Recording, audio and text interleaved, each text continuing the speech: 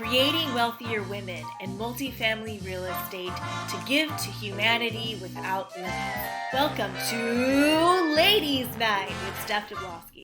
So welcome to Ladies Night with me, Steph Dablosky.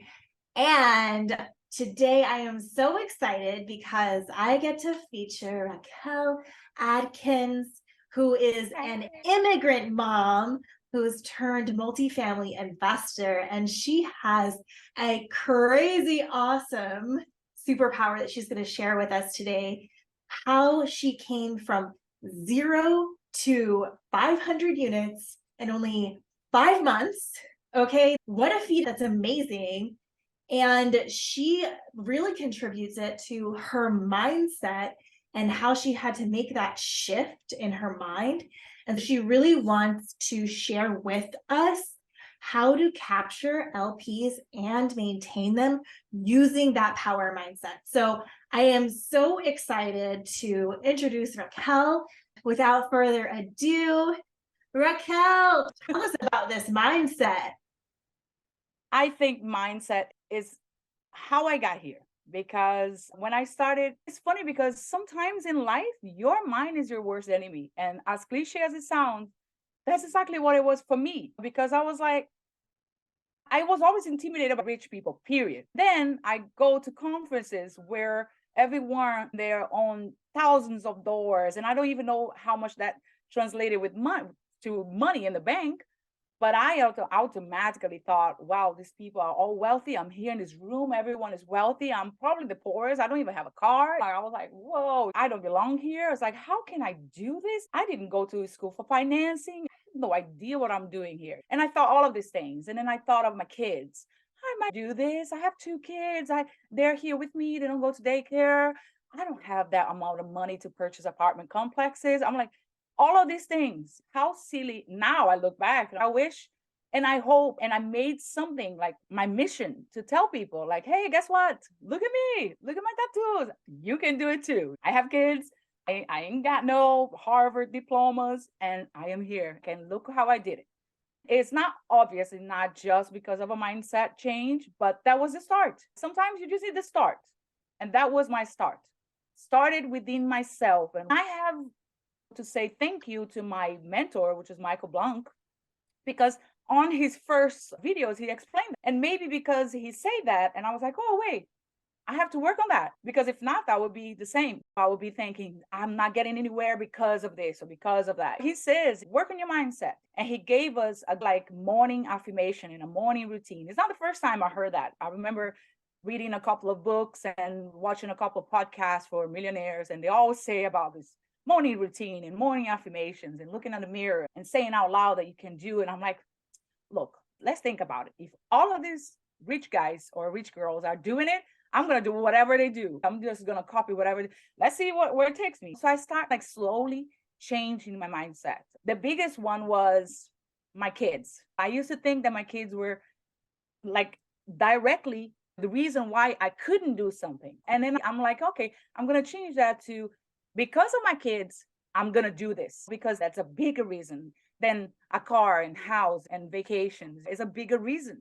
And I think they're coming up down the stairs right now to say hi because that's how I work. And I made a video the other day exactly showing how I work. It's with them around. Before I used to apologize. There you go. You see? So ladies and gentlemen, the reason why everything happened. Say hi. I used to tell people, hey, sorry, I used to call LPs and I used to think I already sound like an immigrant because sometimes when I used to do house flipping, I used to be like, how it's gonna sound like a scam artist. And then I'm like, I have my kids around. I'm like, hey, I'm sorry, my kids are around and my nanny didn't come today. So please apologize. Now I don't even apologize anymore. I'm like, hey, kids, me, you guys know me already. And they're like, oh yeah, no problem. Just tell me. But everything was a mindset. And it took me a couple of not weeks, but it took me a lot of work to get to where I am. But first was changing and believing that you could do it with the right education and with the right connections as well. And it came with a little backlash, a little, because I became too powerful mentally. And I was like, I can't do this on my own and I'm going to tackle. And then when I started like looking at requirements to get the loans, all of that. I'm like, oh, wait, my mind is out there, but then I'm not quite there yet everywhere else. So the right balance and the right mindset is going to take you further, and you're going to use that as your why. Like your why is very important because trust me, in this journey, and still today, there are days that I'm good and I'm all like, oh, let's tackle this day. Let's call people. Then tomorrow I'm like, oh my goodness, is this really what I'm gonna do? How can I do this? After I'm like, you know what? This you have to do it. You have to do it. You have to remember your why and remember the bigger reason why you are in this, and use your why as well. So first you get mentally prepared and believe that you can do it. And I want to be that person, because when I go to conferences, I don't see people that can inspire me. I'm like, yeah, you because you were a man, or you because your husband probably got you here. So I'm going to be that person for you today and say, hey, it's possible. You just need to, number one, work on your mindset, destroy every barriers that you probably created on your own way, and believe that you can. Just take actions. Like that's the next, right after changing your mindset, is take action. Because if you just become powerful and don't take actions, nothing is going to change. What was your number one limiting belief? I think you touched on it. The lack of money, because knowledge, I knew that I paid 30,000 for a mastermind. The knowledge would get me there. Like I thought, how much is this apartment building? 3 million? And it's funny because the quantity of the money, the zeros, used to scare me. Like million, wow, million. And now after being around so many like conferences, not that I've done many things yet, but being around and underwriting a lot of different deals, now it's 20 million. Oh, cool. How much is the raise? Oh, 3 million. Okay, cool. And before I was like, what, 1 million? How can I purchase a 1 million? But it was money. Like being afraid of the millions and the zeros for sure was money. And not knowing how to leverage other people's money. I was like, I thought that I needed to have, and you still do. I hate when people say, you can do this with zero of your own money. You still need some kind of money. You still need money to invest in yourself. You still money to go to conferences. And another thing, when you go to conferences, you have to go VIP, because then is where the people that you want to meet is at, and the dinners that they go afterwards. So it's like, it takes money. It does. But another thing that you have to do it, you have to find the money to get yourself started, but it's not as difficult as I thought it was, but for sure it was money. Thank you for sharing that. I think that's also the mindset, that money with all those zeros behind, why syndication isn't even thought of as a business model for most people that are in single family investing or other types of investing, because it's, oh, I don't want to touch that. That's $3 million property. I can't get a loan on that by myself. I'm done. Okay, I'll find something else and work up to it. And that's personally one of my limiting beliefs for a long time, even though I knew other people's money, but I was like, I don't understand how to get into investor relations, get other people's money into deals. Where do you go to do that? So can you explain a little bit of how you even got your first LPs to invest, and how do you keep their attention when there are a million deals you can invest in every day, even when it's a slow market? Yes. And when I talk to, what I do, and I love doing this, is I connect with a lot of people. I always putting my name out there and always putting my calendar link, because I want to be that person to shine a light in your path, because I know it can be very confusing at first. So I'm connecting with a lot of people. And I always tell this, I'm like, there are various ways that you can get started. Not necessarily as the head sponsor, as you finding a deal and you underwriting and you being the main person on the loan together with a bunch of people. It all depends on the way that you want to start as well. Like I believe, and after talking to Brooke so many times, as I mentioned before, it's better to partner up with people. But just remember, the more people that you partner up, less money is going to be coming your way. Because that's what it is. It's a pie that you divide it in a bunch of pieces. Your piece is going to be smaller than you doing the majority of the thing.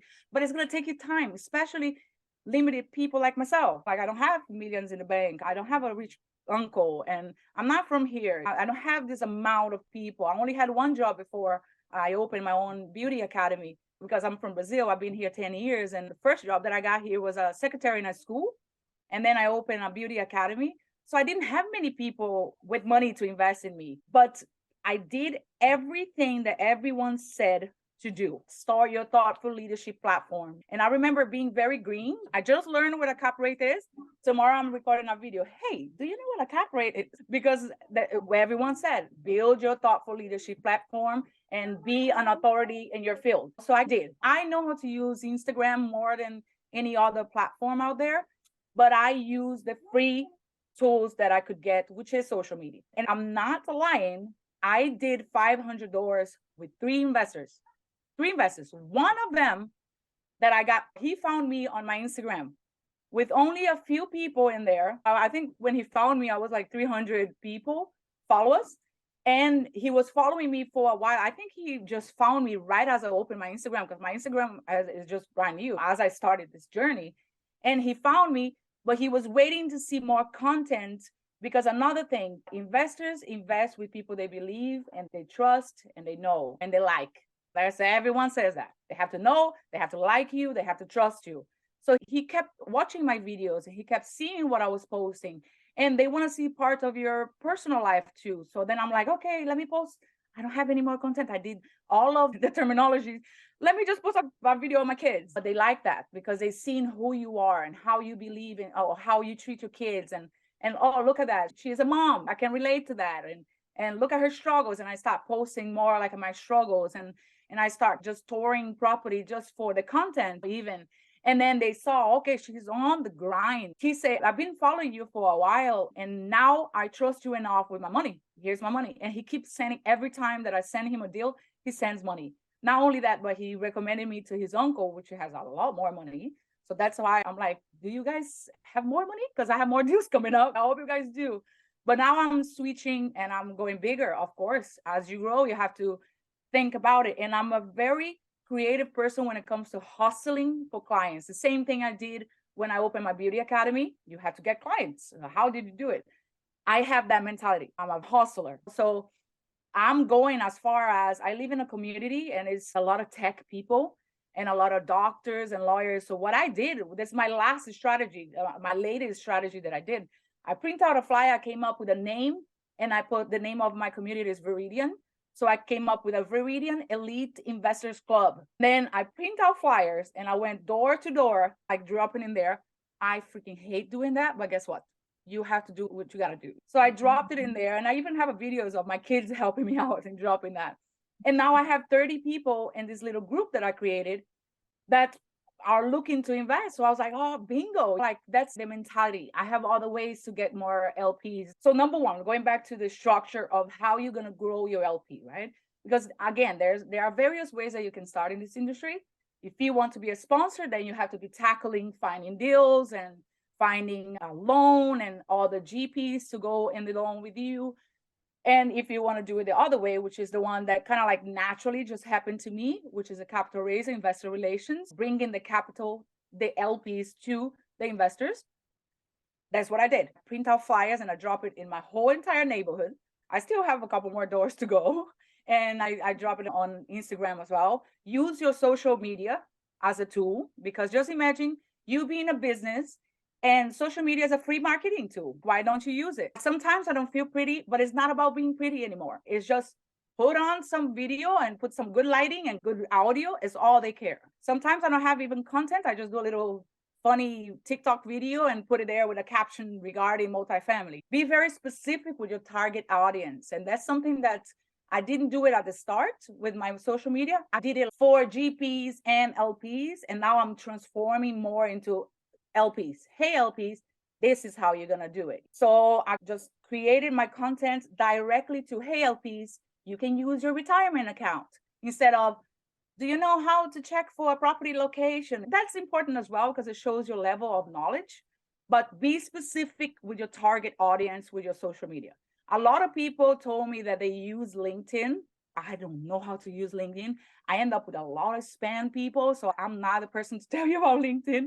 But a lot of people use LinkedIn, and I transform my personal Facebook as well. But then I have a lot of GPs as well. So the only place that I'm getting my LPs is from Instagram. I'm there all the time. I'm there posting things, adding people, liking their comments and responding back, following them back.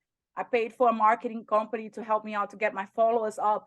So at least it looks like I have a big follower. So I use that because it was a free something that I knew how to use, and I use that.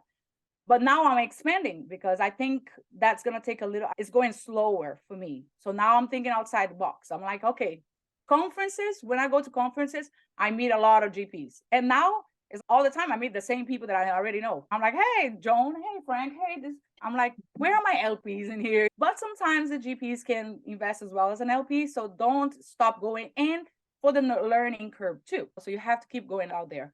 But for example, when I go to a webinar about this, about multifamily, I'm trying to be everywhere at all times.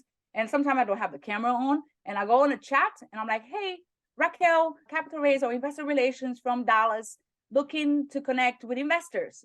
Here's my high five, hi, hello. Then I'm constantly, and then whoever sends their contact, I write it down and I put it on my CRM. A good one is the constant contact. Is cheap. It doesn't take much money because, again, you're starting up. So you don't want to run up your monthly bills trying to get organized. So that's what I did. I have more ideas. For example, not only being everywhere at all of these free webinars, putting your name on the contact all the time, getting people contacts from the chats, but now I'm thinking outside the box. I'm like, okay, now I have to target where rich people go. Now I typed the other day, anesthesiologists, conferences in Dallas. So there is a couple coming up. I just signed up to go. I'm like, oh, what, $50? I'm just going to go. They didn't ask me for any credentials or anything. So I signed up to go. And I'm going to go there and I'm going to listen to the whole shebang just for the breakout areas to be like, you're going to say, oh, no, I'm not. I'm actually a real estate investor. I'm here to talk to you guys, like kind of network. I don't know what's going to come out of it. I will tell you guys later.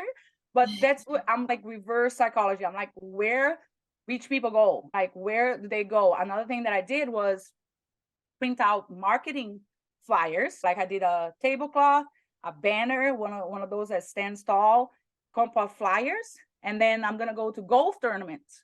Just going to set up my little table there. I'm just going to wait for someone to show up. And if they show up, I'm like, okay, so this is what I do. You come up with your little elevator pitch. Multifamily, this is why multifamily is so amazing, this and that, put your name in here. And then that's what I thought of doing. And I have a couple of golf tournaments that I'm going to go. Here in Dallas is really huge for cowboys, rodeos. I'm going to go to a rodeo show one day, and I have a couple coming up that I sign up to have a little booth in there. I'm going to go there. I don't know who is going to, but that's what I'm going to do. That comes from the mindset of hustling to get the clients. I'm sure some rodeo people have 50,000 somewhere that I can invest, or retirement account, or they can get together with their spouse or something and come up with some money. So that's what I'm doing. I'm thinking about where rich people are going, that I can be there promoting, saving taxes, and multiplying their money. That's basically it. I also had a similar idea. I could just print some flyers. I created a book called Forget Stocks, and it's all about apartment investing and specifically geared towards LPs. And I really wanted to just get that book out there as just an informational piece and say, hey, this is what I'm about. If you want to contact me, that's cool, but here's a book. And I wanted to spread the news. What did you put on your flyer when you spread that out? You do in person or virtual meetings? The one that I put it on the flyer for my neighborhood was, let's create passive income together. That's like the tagline. And then I put, my goal with this group is for all of us to come together and talk about investment opportunities in real estate, in specific multifamily, with the main goal of growing your passive income. If this is for you, sign up for the group. Something along these lines. Grow your passive income. Grow a passive income. That's what people want to hear. Like, how can I grow my passive income? I'm tired of working 9 to 5, or I love my job, but I still want to grow my income. So grow passive income is like keen little words that you can put together. Or income stream, right? Like that hits really big because everyone's like on this idea of, I need another passive income stream. You can have one passive income stream that you can multiply with little time and not have to drive an Uber. They love what they do. Like I don't want to become operators, and they don't know that you can truly just invest passively. So that's why I put grow your passive income. So for the ones that don't want to do work and don't want to take care of landlord and tenants and things like that, grow your passive income. That's like my target names are always grow your passive income. What service did you use to grow your Instagram?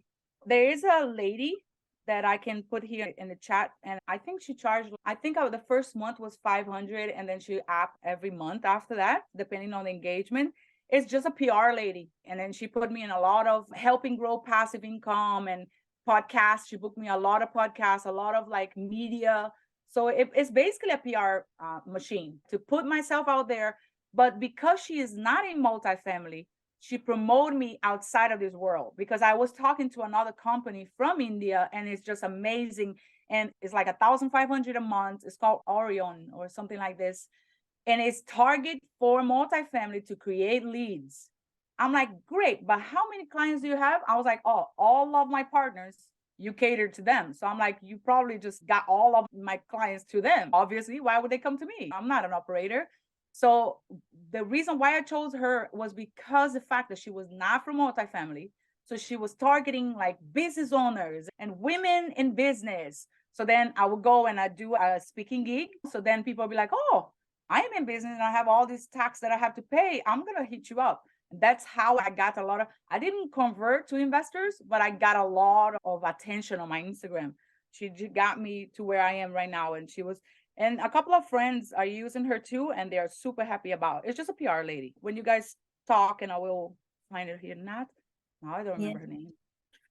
So while you look that up, it's a question about where you learn about getting the LPs to wire money through the account and send it to the GPs, and the logistics and what portal. To answer that, there's several different kinds of portals that you can use. There's a cash flow portal, which is pretty popular, particularly for when you're like just starting up, because it doesn't have the cost a lot less. There's a lot of other portals. At the top end is Syndication Pro, and that's when you're doing the types of investments that are institutional, because you need more of that institutional money to support something like Syndication Pro.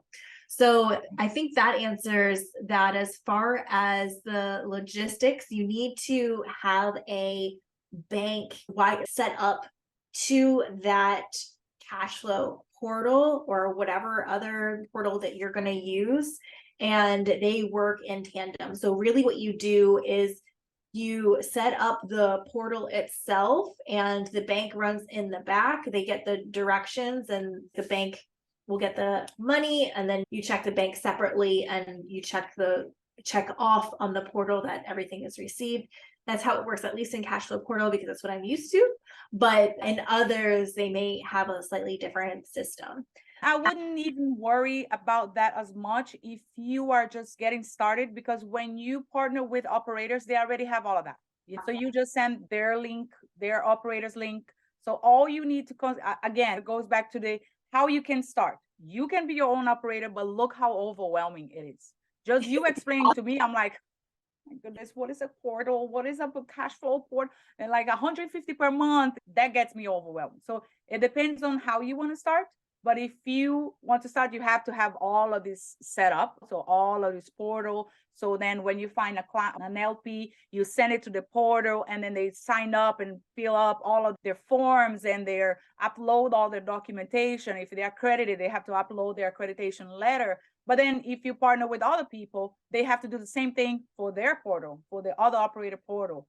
So it all depends on if you are going to be the main person, or like what I'm doing, getting a hang of everything and getting some money coming in, because all of these things cost money, like all of these portals and all of this, because come on, you're working with people, putting on some delicate information in there, very sensitive information in there. So you have to be paying top dollar for those secure places. But I wouldn't worry that much if you're just getting started. And if you bring in LPs to deals, they will already have that. The operators will have that. It's just a portal that people go in, sign up, and then have all of the documents ready to wire. And then the wire instructions will be there as well. Good thing you have one already, Steph. Good job for you. For example, if I'm bringing people to your deal, I say, hey, this is a link for the portal for this operator.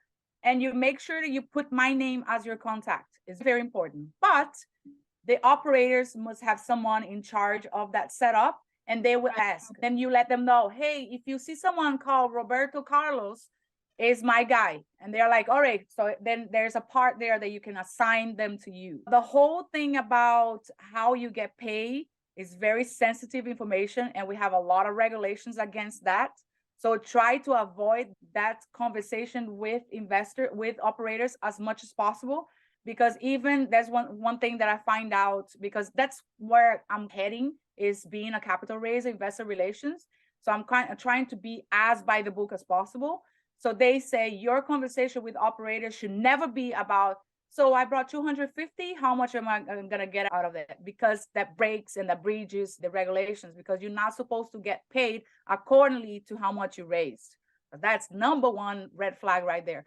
You come in as a capital raiser, but you come in as a GP, and one of your roles will be capital raiser. So even one of the attorneys, they say to me that the first conversation that you should have, even if you just bring in capital to the deal, is what is my roles going to be? Because if there's an audit, you have to send that document, and the first conversation between me and you should be about what roles am I going to have? And then you're going to be like, bring capital, investor relations, asset management assistant. So then that you are following SEC guidelines. But if you say, hey, so if I bring capital, how much money or how is the compensation? That's a red flag, and we can get, I don't know, penalized or sued, or I don't know what is the terminology they use if you breach their contract. So be very careful when talking about compensations, but there's a conversation that you have to have as well, because if you raise X, your compensation is going to be based on X, but that breaches the contract. So that's why you have to have all the roles as well, not contract, regulations. So you have to have all the roles as well, and that should be the main conversation. And then compensation should be like under the rugs. So we have to be careful, because SECs, because we cannot sell securities, and that's what we're doing. But that's why we have to have all the roles as well. So then we are within the laws and the regulations. So you cannot just be a capital raiser. You have to have a role assisting the asset management, have this entire. So try to avoid that, especially on paper, as much as possible. If you can, that conversation is on a call. But yeah. How do you choose your team specifically so that you know you're working with a good set of GPs? I know you don't always have to work with the same people. It's how you define it and how your own individual contractor. But how do you choose the GPs that you work with?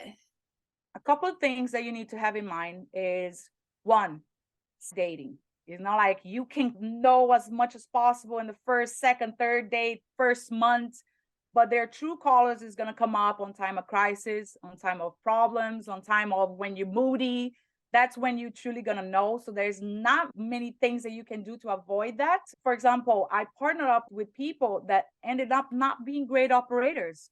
So I have my family member as an LP in that deal. So now I have to step in even more, because now I don't trust you as an operator. And I'd only find out when we were actually in a relationship, in a marriage. So it is the dark side of this. Like, it's just like a marriage. You're going to be tied to that person for 5 years, and you're going to have your reputation. For example, I'm a capital raiser. I take my clients very serious, my investors, because I vet the operators left and right. So what I do is obviously the usuals. You check for the track record. You try to connect with one of their LPs and find out how information, because the main problems with LPs is with operators is the lack of transparency and communication to your investors. I even had an operator, that one that I'm mentioning about, to say, don't worry, once we receive the wire, this investor is going to disappear. And I was like, what? That's not what I'm selling.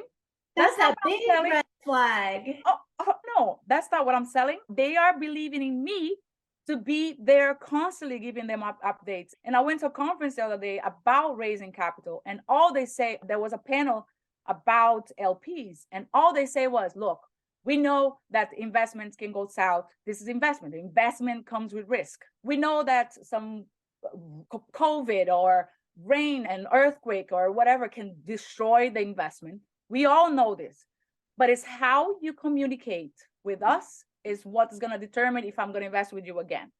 All of the guys and the girls have the same issue, is the lack of communication. And then I heard that from the operator. I'm like, yep, you are one of them. That's what they feel. And time again, it's not the number. Like, look at me, I have 3. but those 3 are my VIP elite investors. I go out of my way. I go there to the property with my camera. I'm like, hey, I'm recording you a video to let you know today we painted the walls. Here's the paint in the wall. To not be the lack of communication and transparency that you're not going to invest with me again, because they don't care. Those people have some money, so they know that there's an investment. They already know. It's how you deal with them that is going to make them invest with you again. So it's very important that you take great care of your investors and make sure that you have a great communication. But you have to vet your operators. You have to choose your team. So what I do is I try to do as much investigation about them as possible. I try to talk to other GPs that are co-GPing with them. Hey, how it is? How long does it take for you guys to get the K1s forms, the tax forms? Oh, these people, they are super late on K1s all the time. That's going to be a problem with my investors, because then they have to file an extension and they're going to blame me. So I'm like, okay, that's a red flag right here. Background checks. Like, all I need is a name and a birthday, and then I can run a background check, because you will be surprised the things that show up. I'm like, oh, okay, fraud. Oh, okay, not with you anymore. Track record is one of the main, like, exits. But who am I to only work with experienced investor when myself, they are giving me a chance and I'm pretty new. So I like to work with new operators, and new operators don't necessarily have exits to prove, which is something that I love looking like, and how much successful the investment was and how happy their investors are, because then that means my investors are going to be the same. But as well as their fire. If you are new, I want to see your fire. I want to see that you're going to do your best to make this work. You know what I mean? For example, one of the panelists was saying that he didn't know anything about the property for maybe a year. And then all of a sudden he was reading the news, he was watching the news, and there's a fire in oh, wait, that's my property. He saw his building that he was an LP on the news, and he knew nothing about it. That's not what I do. If there's a fire on my building and I call you, hey, bad news, man. You got a fire in our building, but don't worry, we have insurance. What you need to communicate with your investor is an art. Just remember, you are working with very high net worth people, or that's your goal. So they are used to high delivery of just high standard everything. So the same thing you're going to do. I communicate with them with easy communication for them to be able to, they don't need to know about multifamily to understand what I'm saying and how the returns are doing. And I tend to not go into details that aren't doing good. So I highlight the ones that are doing awesome and I'll concentrate on that. But I tell them what is going wrong. For example, the first property that we did, it was a great news because the majority of the units were renovated. And we thought that we needed a lot more CapEx. But then some flood happened and flooded a bunch of the first floor units.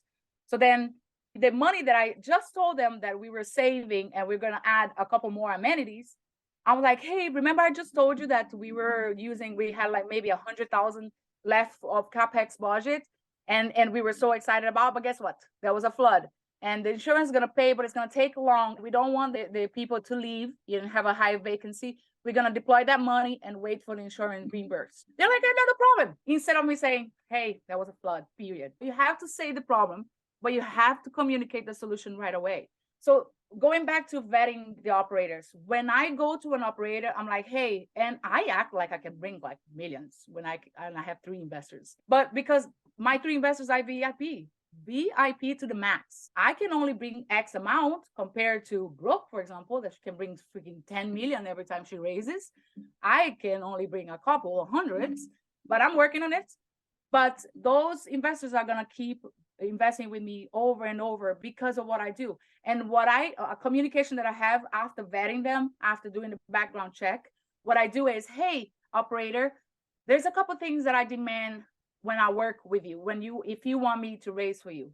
I have to have access, no say. I'm just a capital raiser. I have no say on decisions. I don't have any decisions. But I have to have you sign over here, giving me freedom to look at the financials anytime I want. If there are me to visit the property anytime I want, to talk to property management anytime I want, because guess what? If I'm working with the operators, they are going to tell me sugar-coated the whole entire news. And then I go and I take that and give to my investors when it's not true. Obviously, they're trying to have me invest with them again. So they're going to kind of sugarcoat problem, depending on the operator, of course.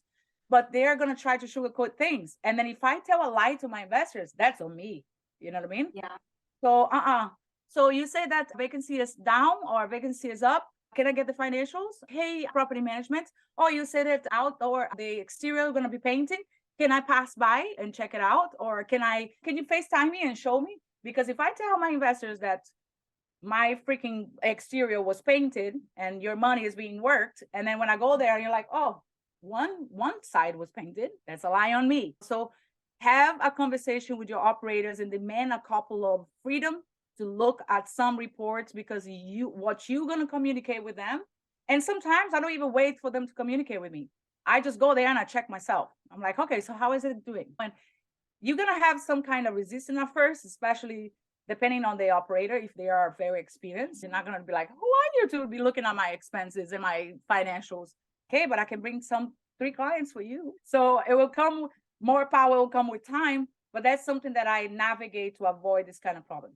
Vet them as much as possible, track record and referrals, but as well as asking them for some kind of freedom to check for things yourself. When you are starting out as a capital raiser and maybe you're trying to get onto a deal and you don't necessarily have money, I know there's a lot of people in this boat when they're starting out and you can't necessarily invest in the deal, or for whatever reason, maybe your money is just tied up and you can't invest in time for this deal that you're trying to do.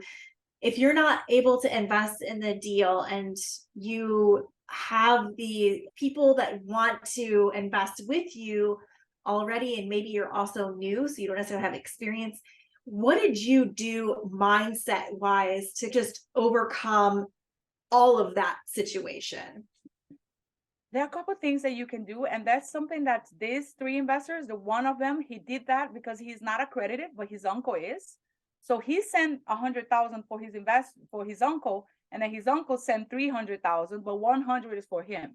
So there are ways you can partner up with family members, and everyone gets together, and then you are the. But then you have to trust that family member, because it's gonna be like on your name, and if you go to court with them, you're like, hey, this money is mine. You can claim it because it's only in your name. But there are ways that you can do it. If you have 5 family members that can put the 10,000, you have 50,000 right there. So you can do it this way. But another tip and for LPs, if you want to start and you don't have that much money and you want to get started, start with your financials, with your monthly budget. And it's funny because that was part of my journey as a mindset change. Is I wanted this life. I wanted this people's life. I wanted this cars and this lifestyle and this clothing and this, all of this. But I took 5 steps back and I'm like, I'm going to live very simple until my cash flow, passive income can promote that lifestyle that I want.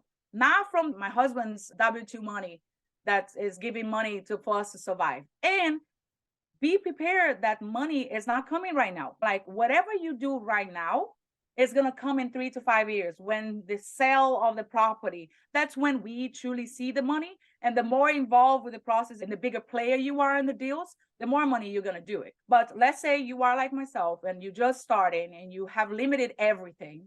Money is not coming right now. So what I did is, for me to reach my financial goal, which is, let's say, $10,000 monthly of passive income, if I make this 10,008, I'm a little bit closer. So I started just going through I put it on my paper, everything that I spend. Netflix, $8. Eating out pizza every Friday, this much.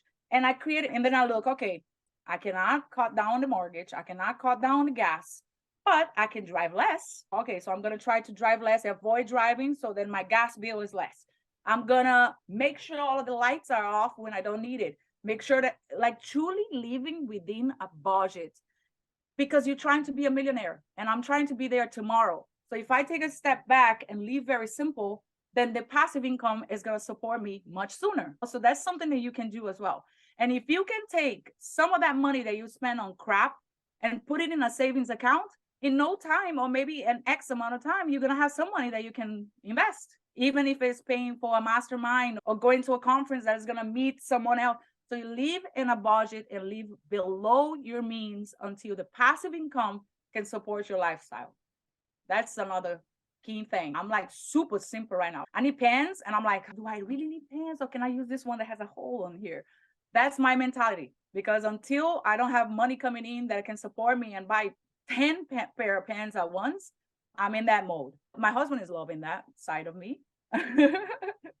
Yeah, I've noticed too, these masterminds, they cost so much money. So you can be pretty split between, do I invest as an LP in this deal or do I opt to this event? That's another thing. I pick and choose events that I go. It's like right now, an I LP? don't want to go to events anymore because I find a bunch of people that I already know. And I'm like, okay, unless it's an event for LPs or there are majority of LPs, I'm like, I don't need to go to 10X Growth Con. I read his books. I paid for the online one. That's the mentality that you have to have. Just remember, it's just for a short period of time. What you're doing, what you're giving up in these 3 to 5 years is going to set you for life. And not only you, but your kids, man. So live simple right now. Well, yes. Assets only. Yes. Yeah. I'm asset millionaire, guys. Yeah. I love it. I can say at least I am and the millionaire together in a phrase, but just an assets. All assets. I know you both wanted to connect, and I'm so glad that you were able to. Just that. Thanks for watching Ladies Night with me, Steph Dablowski. I create wealthier women by providing exclusive access to private equity commercial real estate investments. If you're interested, check out my contact details in the description below, and don't forget to like and subscribe. I'll see you next time.